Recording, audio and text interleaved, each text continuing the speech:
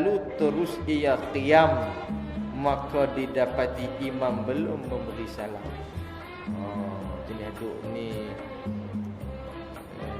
salah kita ni tuan-tuan. Orang-orang tersebut ni salah ni macam ni tuan-tuan. Kita semua, kita ni serba kurang, serba lemah kita. Tengah duk semayang, tengah duk ingat Allah tu, boleh lupa rakaat. Kita tengah duk ingat Tuhan tu. 3 ke 4. Macam mana hang duk ingat Tuhan hang boleh lupa rakaat? Maknanya tak ingat Tuhan lah masa tu. Kita ni lah dhaif kita ni waktu jangan sembah megah, jangan sembah semua. Semua ni Allah Taala bagi. Syukur kat Tuhan. Ni makmum tadi ni duk rasa dengar lagu Tok Imam bagi salam. Dia masbuk, dia pun bangkit tambah. Aci kedak bangun dia tu. Dia bangun, dia kena bangun selepas salam imam. Dia rasa imam bagi salam, dia bangkitlah. Dia dengar imam bagi salam, dia bangkit. Duk tengah iyyaka na'budu, baru satu suara main lagi jelas pada tadi. Assalamualaikum warahmatullah. Dia tengah berdiri dah. Macam mana? Dia macam mana tu? Aci ataupun tidak? Yang ni kita nak mengaji ni.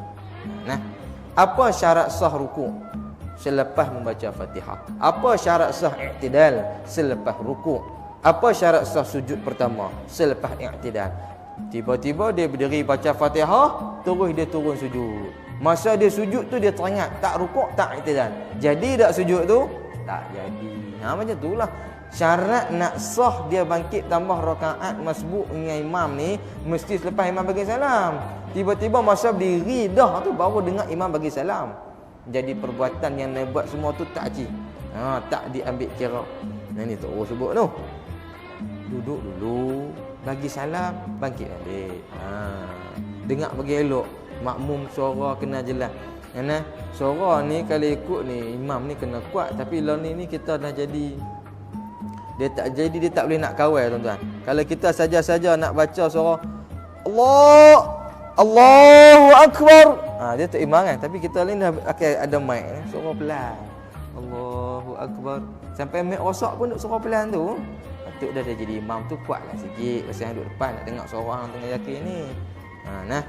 Jangan tahu terus duk harap kat mic saja. Tapi jangan pula dah tahu mic pakai duk pergi tempik pula. Jenuh tukar speaker tu lagi, duk ulang tukar. Duduk tempik tu, jangan pula tengok keadaan lah. Maknanya kalau kata masa tu mic tak bunyi dan suara imam tak sampai pada makmum, masa tu barulah dia jaharkan suara dia dengan jelas sehingga dengar oleh sekalian makmum yang ada tu. Jadi mak cerita ni makmum tadi kena bangkit selepas imam bagi salam. Kita takbir Allahu Akbar, kita dengar tu imam waladhdallin. Ni rakaat yang kedua masa kita ingat sembahyang tu rakaat pertama. Kita tahu sekali dia akan baca surah. Kita kata kita akan dan. Lepas tu kita pun takbir Allahu Akbar. Elok kita bar tu imam Allahu Akbar rukuk. Apa takrif masbuk? Tidak sempat menghabiskan Fatihah. Jadi sempat tak tuan tu? Ya, masa tu nama dia masbuk. Hatta rakaat ke berapa pun boleh jadi. Dia jenis sembahyang pelan. Dia rakaat pertama dengan imam. Imam rukuk dia tak rukuk lagi. Imam i'tidal baru dia rukuk. Imam sujud baru dia i'tidal. Imam duduk antara sujud dia sujud. Imam sujud kedua dia duduk. Imam bangkit berdiri dia sujud. Imam baca Fatihah waladhdallin amin baru dia baca berdiri. Imam rukuk dah. Dia masbuk rakaat kedua dan tak payah baca Fatihah. Dia rukuk bersama dengan imam. Masbuk juga yang tu. Kalau dia lambat setiap rakaat, maka dia jadilah masbuk untuk 4 rakaat. Yang ni bukan sengaja baca lambat, tapi memang jenis dia jenis lambat. Orang tanya Pak Long rumah kat mana? Rumah Pak Long. Kita pun duk teropong lama dia nak sebut tu. Jenis memang pelan ni. Orang jenis ni dia masbuk dia boleh, tapi jenis semayang di rumah cepat. Main-main di masjid dia baca pelan, tahqiq. Bismillah. Yang ni tak kena. Dia berpura-pura dengan agama. Yang tu tak boleh. Yang tu makna takrif masbuk tu. Maknanya yang orang tadi tu dia nak bangkit tambah rakaat sebab itulah. Sebab dia baca pelan tak sempat habis Fatihah. Sama dengan Fatihah imam tadi. Baik. Imam sujud pertama, kita sujud dengan dia. Imam duduk sujud yang kedua, duduk antara dua sujud, kita pun duduk dengan dia. Imam sujud yang kedua, kita sujud dengan dia. Tiba-tiba imam bangkit duduk tahiyat akhir dalam tempoh yang sekejap. Kita pun duduklah, dia sujud pula. Duduk ni sekejap sangat. Subhanallah, lepas tu dia sujud. Kita ni wajib ikut dia ke tak? Yang ni kita nak kena nisbah. Kalau nak andai kata itu sebagai sujud sahwi pun, kena tengok sama di manakah tempat sujud sahwi tu. Sujud sahwi dilakukan selepas membaca tahiyat akhir. Jadi tempoh yang dia duduk sekejap tu tak sempat baca tahiyat akhir. Maka kalau imam sujud, kita tak disuruh ikut. Sebab mana boleh jadi sujud sahwi kat situ? Tapi kalau tempoh kita pun baca tahiyat sama habis dengan dia, tak tahu dia sujud, sekalipun kita tak tahu apa salah imam, wajib kita turut sujud sama dengan dia. Makmum, seorang makmum ni duduk belakang imam, dia nak kena bangkit tambah satu rakaat. Tiba-tiba masa duduk rakaat yang keempat tu, dia duduk tahiyat akhir, tiba-tiba dia celapak bangun. Mungkin imam tu sangka tak patut tahiyat di situ, ada satu rakaat lagi. Jadi makmum yang nak tambah rakaat tu tak boleh bangun tambah, kena tunggu imam duduk bagi salam baru boleh bangun. Tu kaedah, sebab syarat nak masbuk tambah rakaat mesti selepas salam imam. Kalau dia kata, dah alang-alang untuk imam tambah, aku ikut bagi cukup elok lah, boleh tak? Tak boleh. Yang tu tak boleh. Maknanya kalau kata tu imam bangkit yang kelima, kita tadi 3 nak cukupkan 4, boleh ikut tak yang 5 dah tu? Tak boleh ikut. Mesti dia tunggu bagi salam dulu. Tu yang Tok Guru guna perkataan, tidaklah wajib makmum yang masbuk nak tambah rakaat tu mengikutnya, kerana ditanggungkan imamnya itu ada, tinggal ia rukun daripada rakaatnya. Tengah-tengah tu imam berdiri rakaat yang kelima tu, baru dia teringat tadi duk baca tahiyat dah, fil alamin innaka hamidum majid, lama dah duk tahiyat tu, tiba-tiba tu imam celapak bangun rakaat kelima. Kita semua jangan bangun, makmum masbuk pun jangan bangun. Tengah-tengah dia baca Fatihah, betul dia teringat, dak ni 5 dah ni. Dia turun duduk balik. Masa dia turun duduk tu, perlu ataupun tidak dia mengulang semula membaca tahiyat akhir tu? Tak perlu ulang. Dia boleh terus duduk, Assalamualaikum warahmatullahi, boleh terus beri salam. Kenapa? Dah dikira dah aci dah baca tahiyat tu. Sebab tahiyat tu memang tujuan dia baca tu untuk tahiyat akhir. Cuma dia pergi ragu-ragu selepas tu. Macam tu tuan-tuan. Mana? Tengok ni. Benda ni jarang berlaku, tapi kalau berlaku, kita ada persediaan dengan kita mengaji ni tuan-tuan. Jika imam sujud sekali saja, kemudian bangun dia, imam sujud rakaat pertama, sujud yang pertama, kemudian tak ada duduk antara sujud. Dia kata tu sujud yang kedua, terus dia celapak bangun. Wajiblah atas makmum sujud sekali lagi. Atas kenapa? Atas kenapa sujud sekali lagi? Sebab kita mengaji tadi faham, kena tunggu tu imam. Tapi pada masa ni tak boleh tunggu. Sebab masa tu imam sujud yang pertama, kita ikut dia. Tu imam sebut Allahu Akbar, dia pergi bangun. Kita pun Allahu Akbar, duduk antara sujud. Kalau kita tunggu dia di sini sampai dia rukuk, i'tidal, sujud, batal mayang kita. Sebab apa batal? Ni rukun pendek. Maka wajib pada kita sujud yang kedua. Tu maksud tu. Tak boleh lama pada rukun yang pendek. Syarat sah satu rakaat, berdiri, Fatihah, rukuk, i'tidal, sujud. Tu imam ni dia tak cukup rakaat, dia berdiri. Kita pun sujud yang kedua, kita berdiri. Dia baca Fatihah, kita baca Fatihah. Dia rukuk, kita boleh rukuk tak? Tak boleh lagi. Sebab apa? Rakaat dia tadi tak sempurna lagi. Dia kena sampai sujud yang kedua pada rakaat yang dia kata yang kedua tu, dia bangkit yang ketiga, masa tu baru kita boleh ikut dia. Sebab dia baru cukup satu rakaat. Pasal tadi dia tak ada sujud yang kedua, tak ada duduk antara sujud. Maka kita kena tawakuf lah, tunggu dia. Dia pi satu-satu, dia bangkit berdiri, Allahu Akbar, barulah kita ikut dia balik. Yang ni kena faham balik nah.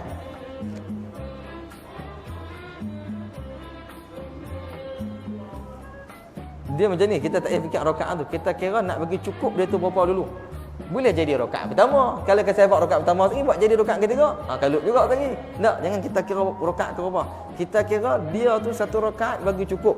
Mesti sembahyang biasa, mesti ada satu berdiri, satu Fatihah, satu i'tidal, satu rukuk, 2 sujud, 1 duduk antara sujud. Mesti ada. Jadi tu imam tadi ni tak cukup satu sujud. Jadi dia bangkit yang kedua tu, Fatihah dia pun tak pakai, rukuk dia pun tak pakai, i'tidal dia pun tak pakai, sujud dia pun tak pakai, duduk antara sujud tu pun tak pakai. Sujud yang kedua tu baru pakai, ganti yang pertama tadi. Baru jadi yang pertama dia tadi. Yang tu acik dia. Maka di situ dia bangkit pula berdiri, baru kita boleh ikut dia. Dapat dah tu. Sebab dia memang syarat dia macam tu. Kita nampak syarat nak sah satu-satu benda tu mesti yang sebelum tu kita dah buat. Kalau kita tak buat, kita tak boleh tak aci nak tampung yang tu saja. Contoh macam ni tuan-tuan. Rakaat pertama kita tak baca Fatihah. Allahu akbar, kita duduk mengelamun. Kita rukuk. Aci tak rukuk kita tu? Tak aci. I'tidal tak aci, sujud tak aci, duduk tak aci, sujud tak aci, bangkit berdiri. Masa kita bangkit berdiri tu baru kita teringat. Tadi rakaat pertama kita hanya tak baca Fatihah. Kalau kita fikir logik akal, kita ulanglah Fatihah 2 kali rakaat kedua. Dia boleh bukan mayang bukan lagu tu. Dia tak boleh ulang 2 kali Fatihah tu. Dia kena jadi itu adalah rakaat yang pertama dia. Sebab yang tadi semua tak dikira. Nampak tak? Boleh tuan-tuan? Nah.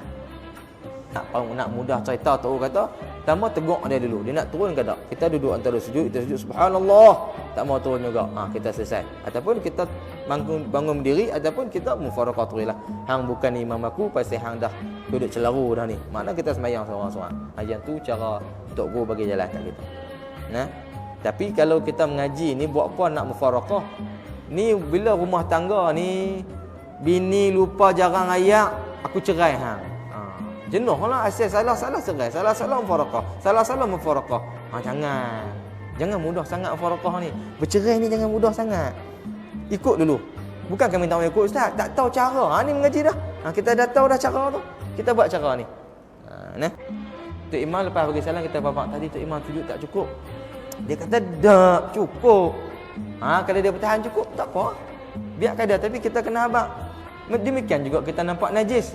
Nampak najis, kita tak boleh nak terus ikut dia dah. Nampak najis, kita kena mufaraqah. Tengok jalan najis sebut najis. Batal dah sebenarnya sebut najis ke tu. Tak boleh tegak ada macam tu. Kena mufaraqah. Kena pisah dengan dia. Demikian juga dengan sembahyang tadi tu. Cuma kita pergi abang kena Tok Imam sembahyang banyak rakaat dah. Kita kata Tok Imam, tu tak cicak tu. Dia pun tengok, dah aku sembahyang tadi, tak ada. Lepas aku beri salam baru nampak. Nampaknya nak tipu. Dia tak percaya tu hak dia. Itu keyakinan dia dengan Tuhan. Tapi kita kena dakwah pada dia, bagi tahu apa punca kita mufaraqah dengan dia. Yang tu mesti. Tapi kalau dia terus nak yakin kita ada, aku yakin. Duk tengok tadi tak nampak. Tak apalah. Dia andai kata tak cicak tu jatuh lepas bagi salam. Hang abang baru nampak tadi masa doa pun tak nampak lagi. Tak apalah. Dia yang tujuan jadi lagu ni tuan-tuan satu je. Pasal kita tak mau bagi cacat orang ramai tengok, tapi kita tak peduli apa cacat depan Tuhan. Kaedah tu tak kena. Selagi mana kita ikut dia walaupun kita dah mufaraqah dengan dia, bermaksud kita masih terikat dengan dia. Yang ni qaul yang paling tepat. Walaupun kita niat dah pisah dengan dia, tapi kita still duk ikut dia. Dia Allah, kita pun Allah. Dia berdiri, kita pun berdiri.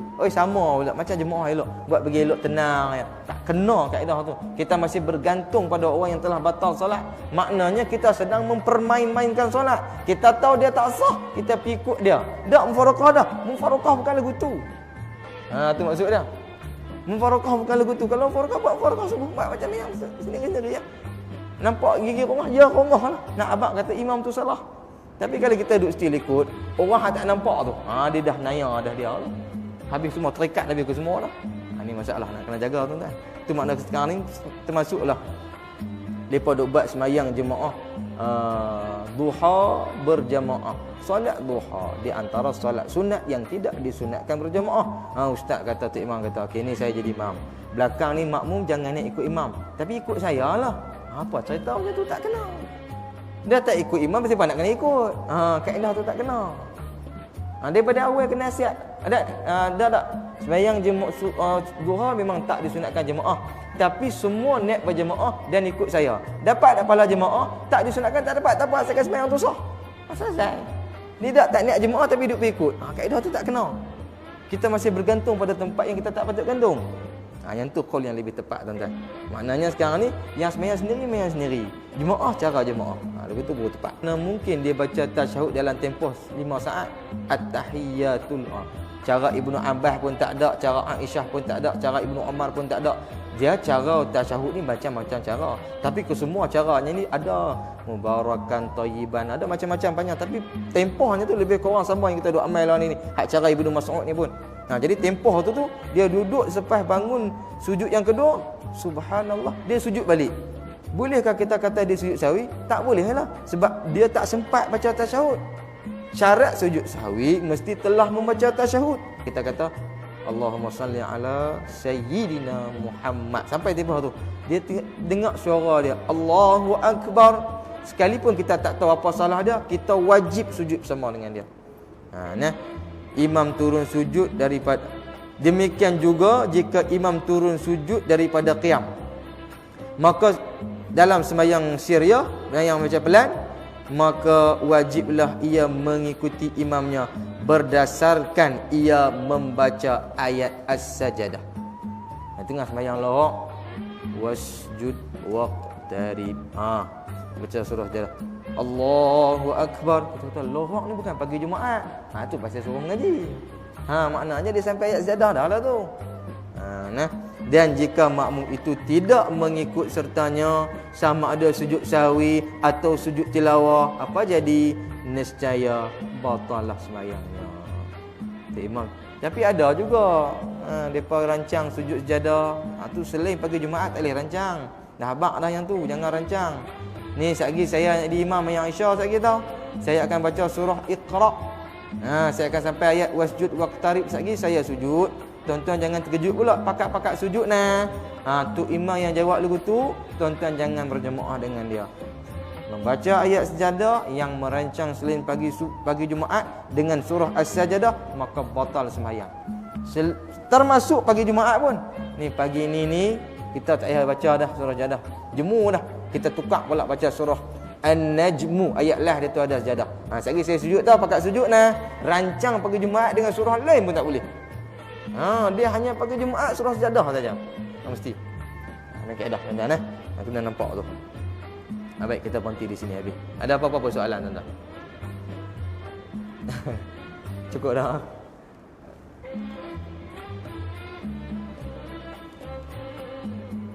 Tak ada apa noh? Subhanakallahumma bihamdika asyhadu an la ilaha illa anta astaghfiruka wa atubu ilaik. Wal 'asri innal insana lafi alladhina amanu wa 'amilus shalihat wa tawassaw bil haqq wa tawassaw bis sabr. Bismillahirrahmanirrahim. Radina billahi rabba wa bil islami dina wa bi Muhammadin nabiyya wa rasula. Allahumma faqihhu fid din wa 'allimhu at-ta'wil wahdina ila siratal mustaqim. Walhamdulillahi rabbil alamin. Taqabbalallahu minkum.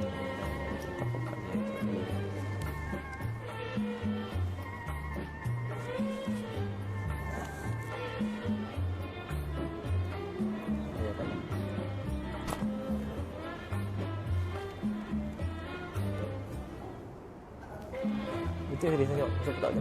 Tak jelas soalan tu. Okey. Oh,